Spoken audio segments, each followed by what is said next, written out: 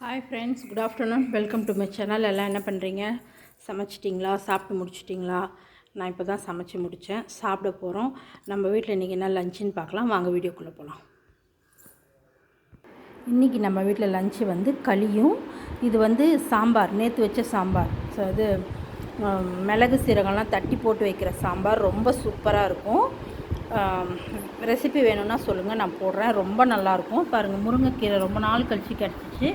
இன்றைக்கி நான் அதை சூப்பராக செஞ்சுருக்கேன். கடலக்கொட்டை இடித்து போட்டு செஞ்சுருக்கேன். ரொம்ப சாஃப்டாக இருக்கும். இங்கே பாருங்கள் எப்படின்னு பார்த்தீங்களா? ரொம்ப நல்லாயிருக்கும் சாப்பிட்றதுக்கு.